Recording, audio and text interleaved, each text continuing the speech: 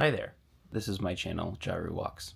In the year 2024, I will embark on an epic walking journey across the United States. My plan is to walk 8,000 miles across the US 3 times, via the Appalachian Trail, the Pacific Crest Trail, and the Continental Divide Trail. In the hiking world, this is known as a calendar year Triple Crown, and has only been completed by a handful of people in history.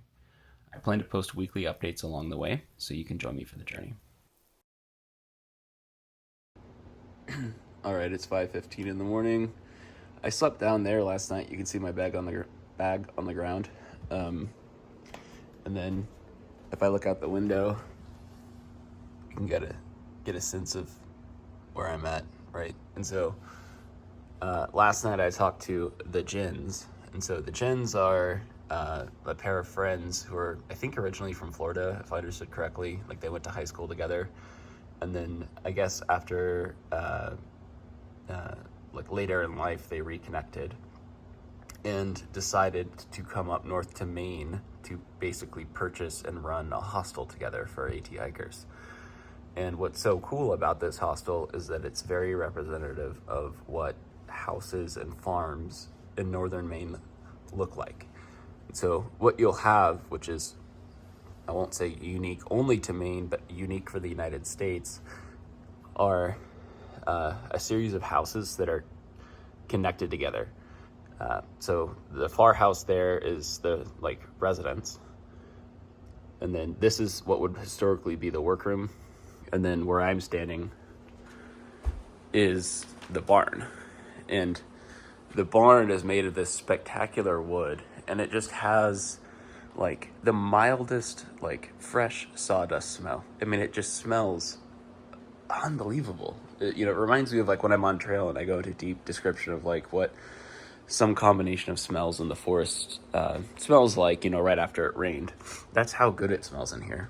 And look at this natural cut. I just bumped into that. This is the first time I'm seeing this, but look at this natural cut piece of wood and how large it is. So that's something you also run into in Maine, is just works of wood that are comprised or made from wood that is just, if you pause and think about it, it's astounding.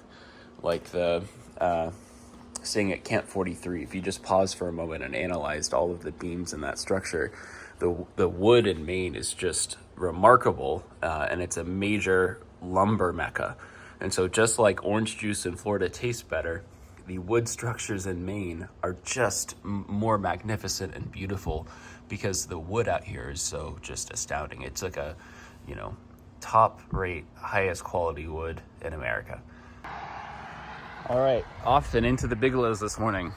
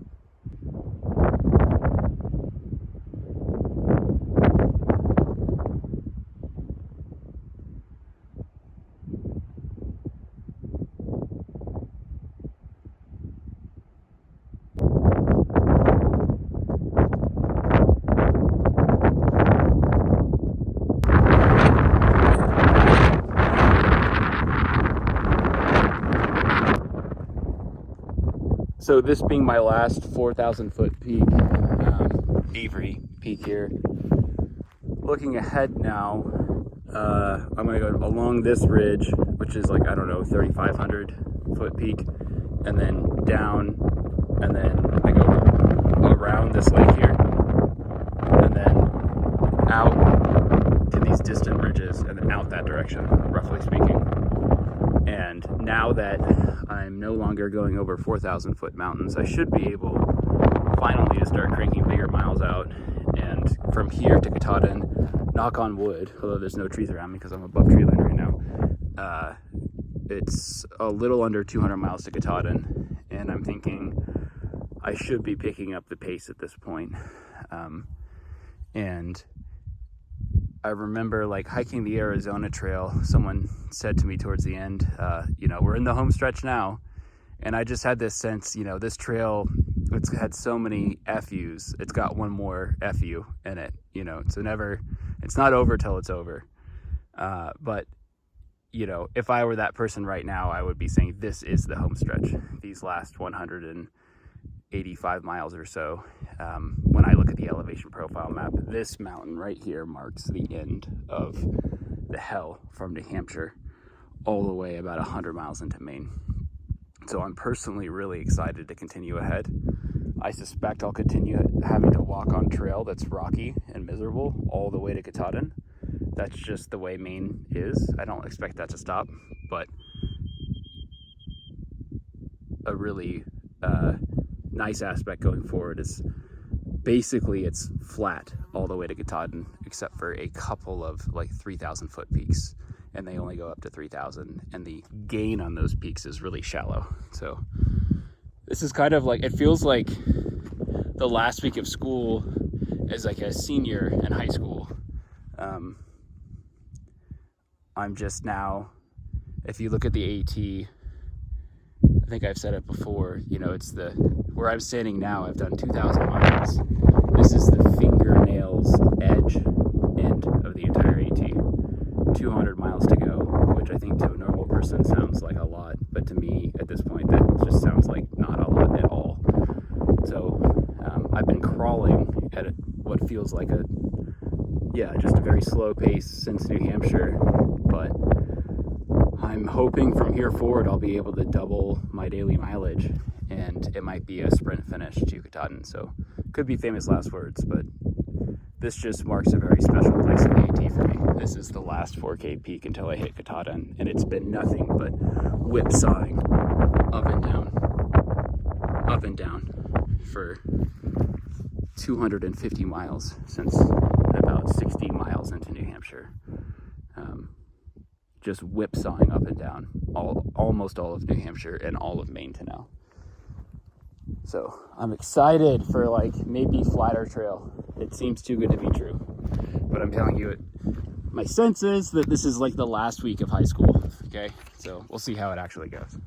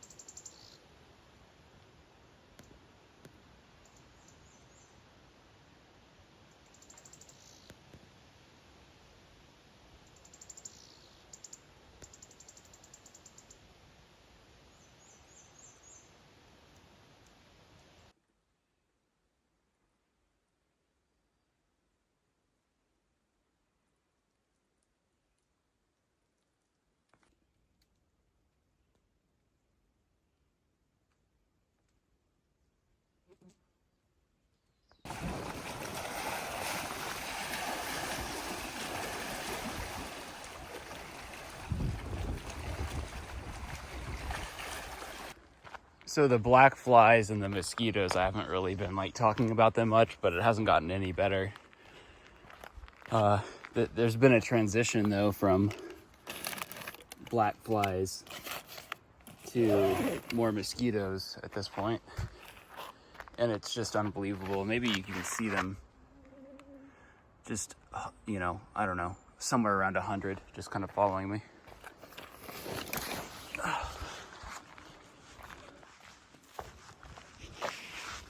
And I think the mosquitoes serve as an interesting basis for comparison, because everyone's been attacked by mosquitoes at some point, but I think most people haven't had a swarm of 100 mosquitoes hovering around them, flying into their eyes every minute for hours and days on end. And as bad as the mosquitoes are, they're nowhere near as bad as hiking in the rain below 40 degrees Fahrenheit. They're not as bad as hiking the whites in like 2 to 4 feet of snow. They're definitely an extreme nuisance. But a lot of the things that I've already had to deal with on trail are just much worse than having a swarm of mosquitoes like a cloud around your head for days on end. Which, pre-trail, I wouldn't know that to be the case. I would think that the mosquitoes would be worse than the black flies.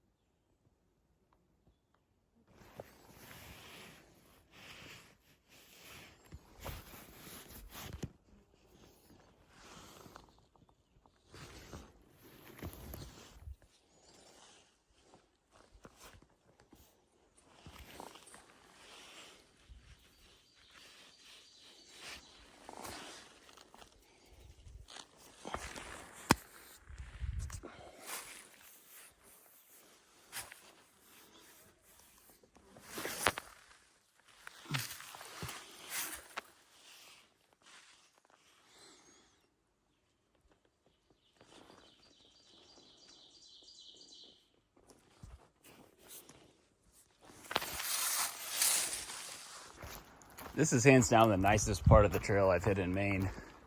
But because it's Maine, I know that within at least like 30 minutes, I'll be back on giant miserable boulders, because we can't allow something as soft and squishy and nice to walk on to exist for more than 30 minutes in Maine. I just found this on the trail. It's new and it's full. The last town that I was in, they actually had insect repellent 30% DEET in the shop. But it was large sized and relatively heavy. And I'm a nutso when it comes to carrying unnecessary weight. And I don't think I can make that point any more clear than I had already walked through the blackfly and mosquito bog. I had seen what Maine can throw at me with these bugs, and I did not want to purchase that insect repellent because I didn't want to carry the weight. It was a large container, way more than I needed. way heavier than it needed to be. I just need something small, just a little bit of it.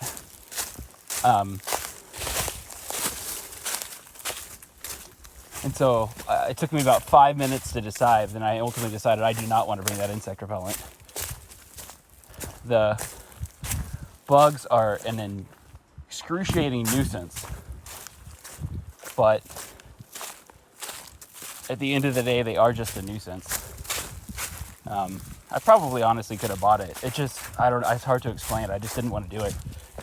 If they had something small, I would have taken something small, but all they had was this like relatively large and heavy can of insect repellent. Anyway, I just found this on the trail. So rather than let it just sit there and rust and who knows what, I guess someone probably would have found it eventually. I picked it up, but it's funny, I have not actually sprayed it on my body yet. I'm not sure that I want to. I'm kind of like, I'd almost rather just embrace the awfulness than spray this onto me. I don't know, I might actually end up using it at some point, but anyway, just kind of sharing my thoughts on the bug spray.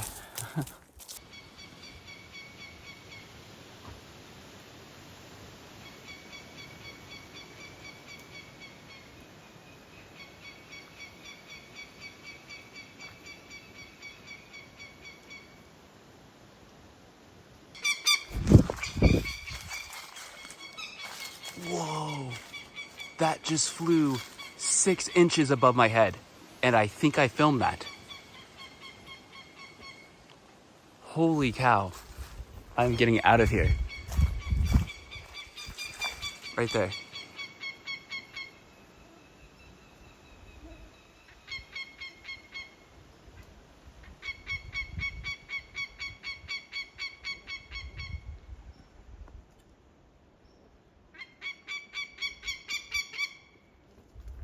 All right.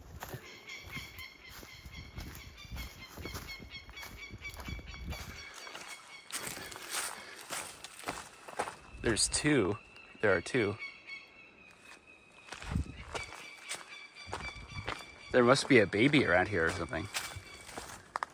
I cannot believe I filmed that. I want to pause the video to go watch it.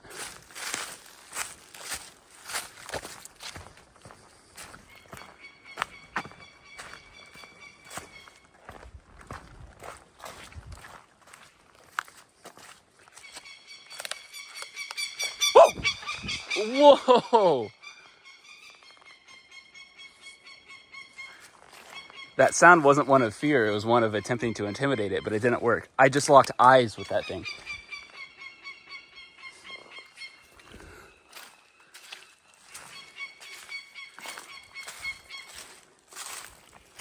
I could see how it had its wings pulled in to increase its speed.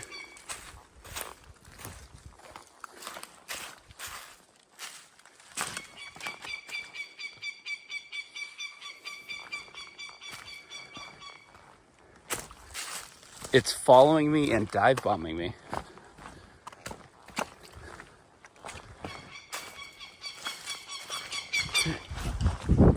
Holy cow, this is crazy. It's flying a foot above my head. That's the third time it has done that.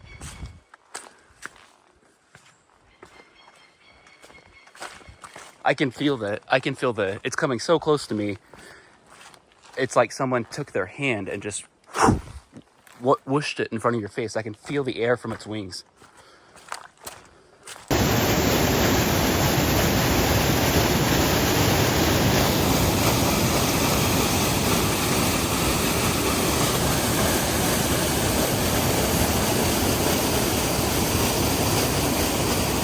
Alrighty, so I am now 2 miles away from the Kennebec River in central Maine.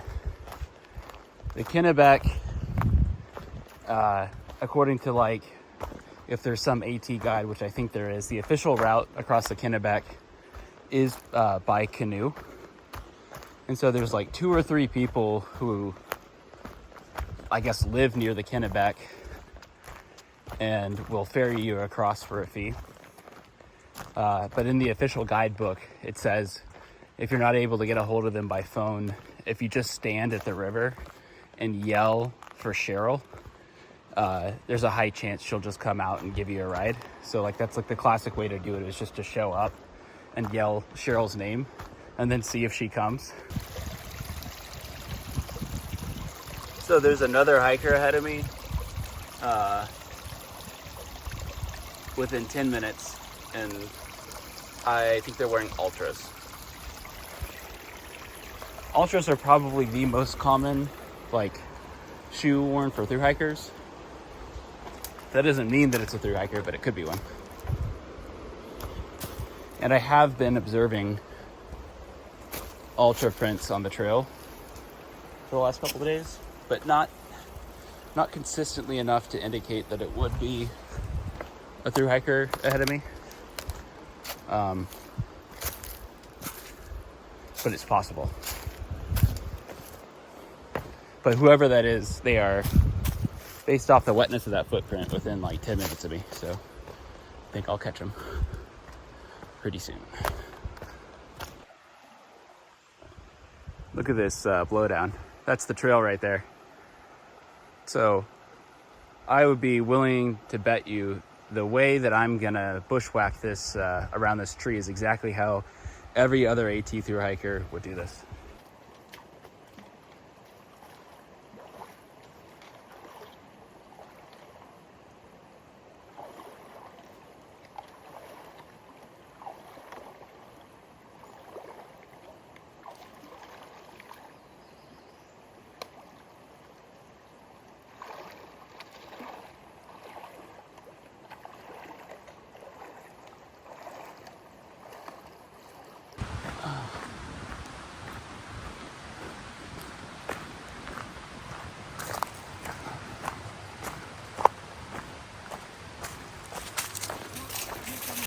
Alrighty, so I'm here at the Kennebec River, and I met another hiker doing a long section hike. What's your trail name? Touches the Clouds, or TTC for short. Nice. And so, let's see, what are the questions? So, what shoes are you wearing first off? I am wearing Ultra Olympus, so you were correct. Nice. Oh, and look at all the pollen on my shoes. Yeah, and that's wild. So, what experience did you just go through as well before getting here to the river? So I'm walking along, and I heard, I'm just walking along this beautiful part, had a nice wide flat trail, and I heard this bird kind of squawking up above, and I looked, and it was above the trees, and I just thought it was an annoying crow. Yep. So I keep walking along, and all of a sudden, bam, I got hit in the back of my head. It actually touched you, hit you in the head. It smashed like whammed into me. I mean, it was like wham. Yeah. I mean, it was, I'm surprised it didn't knock me over, actually. Yeah. So I sort of stumbled, my headband came off and was on the ground, and then I noticed my ear was bleeding, and I was like, oh my God, I know what just happened to me, because when my husband thru hiked the Appalachian Trail in 2022, he met a woman called Roadrunner, and she got attacked by a goshawk and took her baseball cap and cut her ear, and she had to get stitches. And they actually had signs on the road, actually where the parking lot is up here, letting people know about the goshawk and to be careful. Yeah. But I had no idea that, I mean, the bird didn't sound weird. It just sounded like an annoying crow. I feel like I'd heard that bird call before. I was like, oh, interesting. But it was a big, like, hawk so I look up and I just see it flying right at me, and I make like eye contact with it. And I was like, man, I think it had its talons out, was what I thought. But I just, like, I didn't even say that because, like, surely not. It just seems like, why on earth would a bird, I don't know of another animal on earth, not even wasps, would just like attack you for no reason without you endangering it. A baby. Yeah, that's what I thought. Yeah. Did you flush out the partridge earlier today? Yes, I did. And then did you see the nest with the eggs in it? I did not see the nest with eggs. Yeah. So we'll have to swap pictures. So I'll give you my nest picture. Yes. And you can give me the video. Bird attacking 100%. And it came 3 times, and I mean, it flew right at the camera. It was crazy. Yeah. Yeah, see, I was so afraid after it hit me the first time. It was like, oh my God, is it going to keep attacking me? But Yeah. I guess. It's funny, I wasn't afraid because I just like defaulted to like thinking like in my head logically, animals don't attack without provocation. Like they might Right. bluff charge you, right? So I was like, this is just, even when it flew at my head and it turned away, like you know, if you just whooshed your hand and you know you could feel the air hit you, like Yeah. someone took a fan, you know, and just Yeah. fanned you. That was how close it came to my Yeah, head no, each time. It got me like Yeah. right in the back. It was Yeah. like somebody had taken like a wet baseball mitt and hurled it at me like 40 miles per hour. Yeah, it must have come at 60 miles per hour or more, don't you think? Yeah, I think so. Yeah. Anyway, you'll get a kick out of the video when I send it to Oh you my because God, it's that's like crazy. it's crazy. The video's crazy. I literally hit record the second before it flew at me the first time, and I hadn't even seen the bird. I hit record, just filming in the direction. Within half of a second, the bird is right over my head, and then I can't believe. Was it screeching at you? Yeah, it was the whole screeching, and time? they were flying all around. I was just trying to get a video of them in the trees screeching. was there two of them? There were two. There were Okay, for sure 'cause- two. I saw both. Yeah. You know, because I was, I looked up when I heard the noise, and I was just sort of not really paying attention, but I was like, oh, it's two crows just Yeah. bugging each other. Yeah. And then I just kept on going, and then kaboom! Yeah. Yeah. So, yeah, so that was some of my excitement. Pretty wild. Honestly, this is like every day is different, but this was for me a very action-packed, like a lot going on today. So tell me how you got across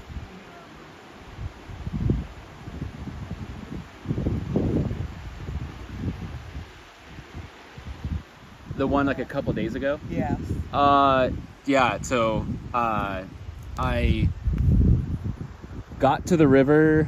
That was kind of like the end of the. I'm trying to remember, was that like 2 days ago? I'm not sure. But anyway, yeah, I got to the river. It was flooded. There were supposed to be boards there. There were no boards. Yeah, I mean, it's like, where would there be boards? Yeah. And then so I walked upstream about 200 yards, and I kept looking for spots where, like, there would be consistent rocks going across, but there was nowhere. There were places where the rocks almost went all the way across. But then there would be a gap wide enough that you had to get in the water, and because it like pinched it off, the velocity went crazy there. And so I ended up just finding a spot, and I just kind of risked it, and I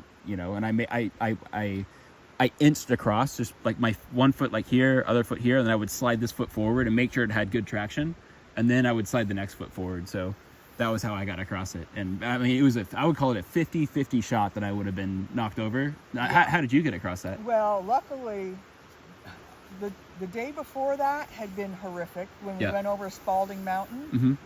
And we got into that, it was all snow and ice for long periods. Yeah. And luckily I had my micro spikes on for the first day, and then I didn't need them the second day. I've got so many stories. I said, I've only been on the trail 7 days, and I've had so much adventure already. There's a lot going on. So I called my husband and I said, I want you to hike and meet me the next day, because I was supposed to be doing 13 miles. Yep. And those were going to be tough miles, and I wasn't sure what the snow situation was going to be. Yep. So I said, if you would start out late in the day and just hike up, because I'm going to be tired, and it'll just be nice to have you there. Well, it's a darn good thing I did, because I got to the end. Well, he had met me before that, and he had gone across the river, and he had done fine. And I got there, I'm like, we're going across this, and you already got across this once. And he crossed a little bit further down, but he thought where we were going was the same spot he had gone. Yeah. So we started to cross, and at one point he was going to move a little bit more, and then so we weren't connected, we weren't holding on, and I was just trying to hold steady. Mm-hmm. And then I could feel I was starting to go. I'm like, Gary! Yeah. And so he grabs my hand, and we both lost our footing and slipped down a little bit, but we were able to grab onto a rock. And then, again, I didn't feel like we were going to die, but it was not the greatest situation. Too close for comfort. Yeah. So we made it across, and afterwards, he's like, oh, I think I was a little bit lower when I crossed. But there it is. Yeah, it looks cool. So yesterday a black fly blew into my eye, like flew into my eye, and it got stuck in there. And this morning I just saw this in the corner of my eye. So it's good to know that when something gets stuck in your eye, it works its way out overnight.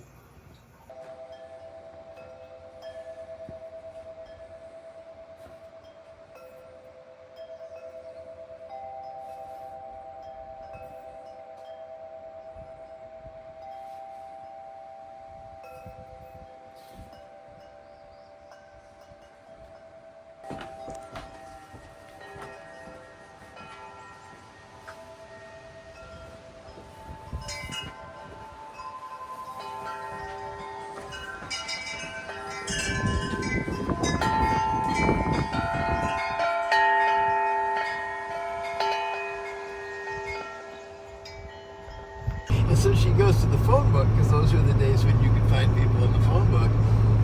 And it turns out in the Buffalo Metropolitan Phone Book, there's about 3 pages of Lewandowski's. And since St. Stanislaus is the patron saint of Poland, there's a whole column of Stanley Lewandowski's. At least it's narrowed down to 3 pages. Yeah. All right, so allegedly Greg Caruso is going to be down here, who is the official AT canoeist chartered by the AT, I don't know what you call it, AT Society or something, Conservancy. And there's an actual white blaze on the bottom of his canoe. And so it's the only official route recognized by the AT across the river.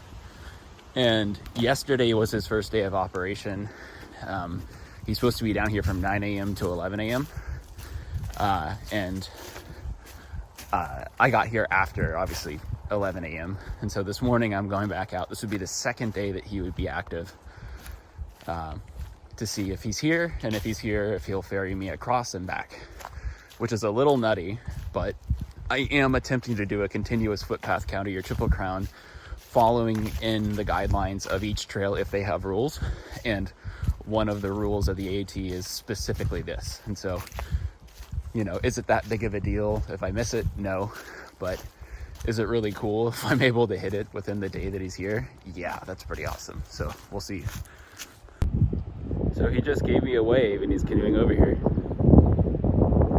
So Rob and I rode across the river, and now I'm going back across the Kennebec the second time. And just to show people, this canoe has the official white blaze on it, which is pretty cool. I know it's kind of like nitpicky into the letter of the law, but for as long as a hike as I'm doing, it's cool to go across in the actual official, you know, AT recognized boat with the guy. So yeah. All right, so I guess we've done it. So we can flip it back around now.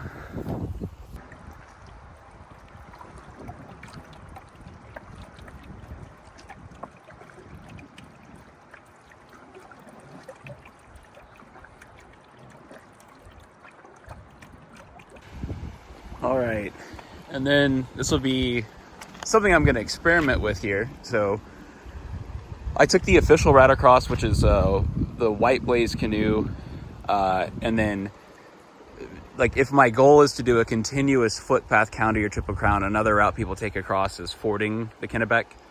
And so my plan is I'm on the north side. I'm like shuttled across by the canoe, the official canoe. And so now I'm going to walk with my trekking poles across the Kennebec, or at least attempt to. And then if I get swept off of my feet, then I'll just come back this direction. But I want to confirm one time that I can get across without my pack at this juncture. So this is a little bit shallower water than further down. And then anyway, if I can make it across and feel good about it, then I'll come back across and then get my bag, cross again, and then come back. So that's the plan. Quick pause to show you what it looks like from the middle of the Kennebec. It was just under waist deep water.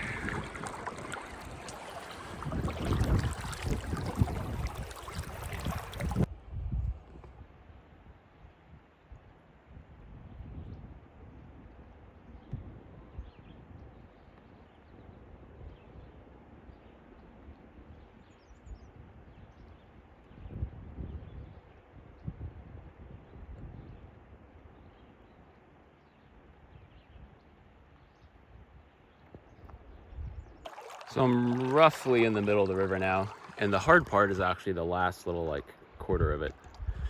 But you can see here it's maybe knee deep. So this is now the waist deep zone. I don't think it's going to get any deeper than this crossing at this point. And I picked a much better spot on the river to cross. This is my 4th time crossing this now to make this happen. That is how you ford the Kennebec in May. Done. Wow, that was exhilarating. And I think done in a fairly safe and careful and thoughtful manner.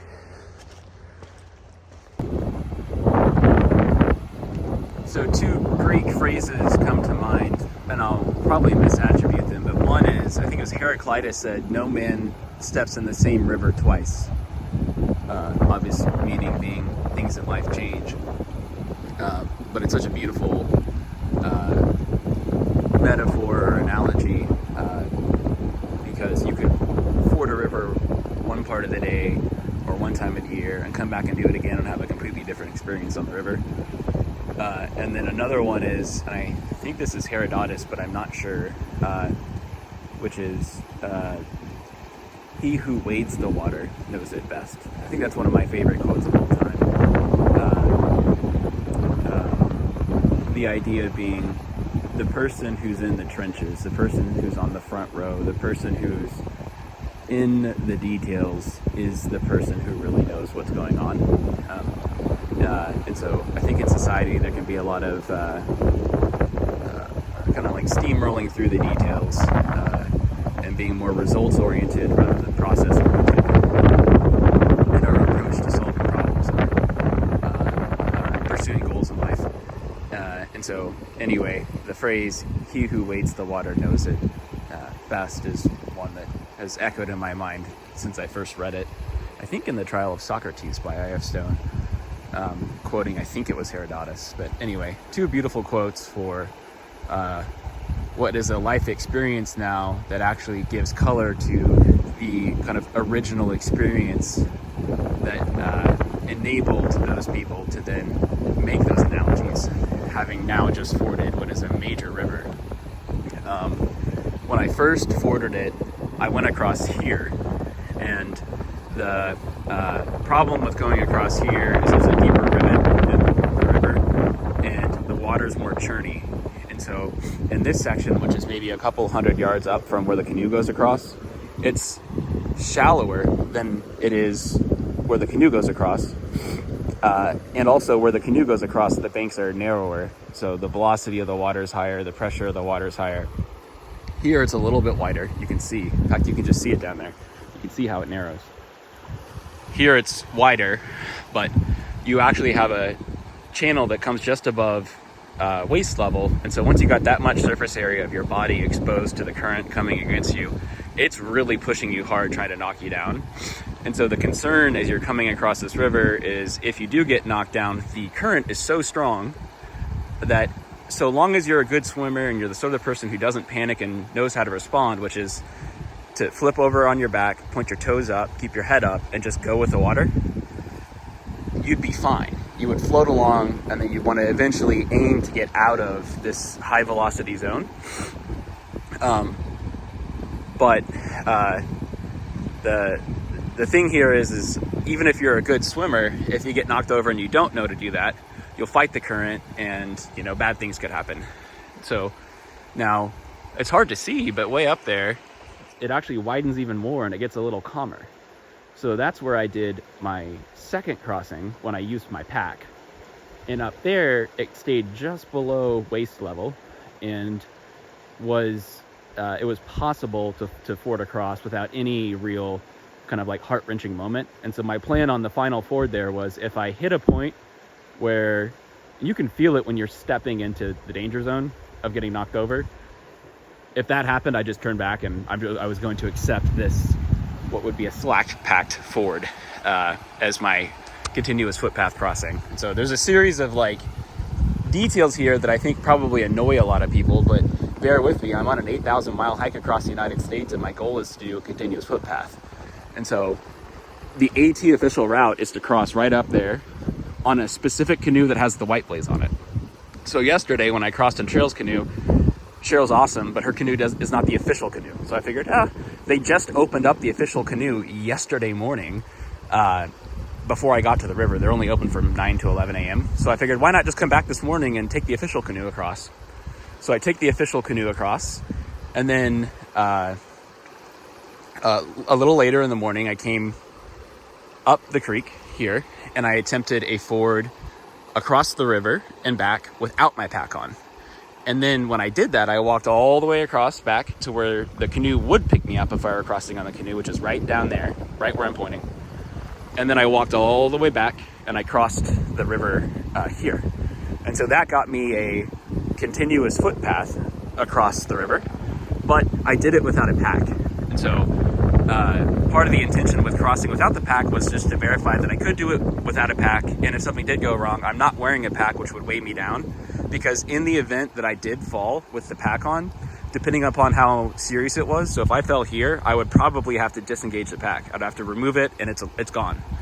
Unless it floats somewhere down shore, but I'm pretty sure it would just be gone. I'm telling you, that current's that fast. So the next route was to go up to where I should have done it the first time in the calm zone, and I did it there with the pack. But I had now the experience of wading the water once, and so I'm not saying I know it best, but I know it a lot better than a lot of people. You could almost say better than anybody, in the sense that I did it today, because no man steps in the same river twice. I did that river 30 minutes prior, and now I'm going up to an even calmer section, and so I have the data point of this crossing without a pack, and now I'm doing it up here. And so the intention was to do it up here where the river is at its calmest, and if I saw the water level increase to basically above right about here on my waist, that's about where you start to lose control. At least I do. And so I just said, if I get above that level, I will bail and I'll come back and I'll continue on my way. Because, I at least had this footpath across. And again, if I had failed at that and wished downstream, I would say, okay, well, it's not crossable on foot. I'll accept the canoe route. And if that White Blaze canoe weren't there, I would have accepted the Cheryl crossing. Again, that's the official AT route for understandable reasons, because this is a ferocious river. But I'm just running through the line of logic here. So I took the non-official canoe across, then I took the official canoe across, and then I did a ford without my pack, which would be called a slack packed crossing. And then I did it a final time with my pack in the calmest section up there. And that would be just, you would just call it a continuous footpath. There's no slacking in that. There's no slacking in any of this, though. And it's obviously a personal choice for each person how they want to cross. A lot of people do ford this river. There have been 1 or 2 drownings historically that I'm aware of. So it's not a river to be taken lightly, but there's a right time of the day, there's a right day, there's a right time of the year, there's a right part of the river, and there's a right way to go about trying it, to where, as I've said many times, you're stepping up close to the danger zone, but not stepping into it per se. So that was how I went about it, and I succeeded.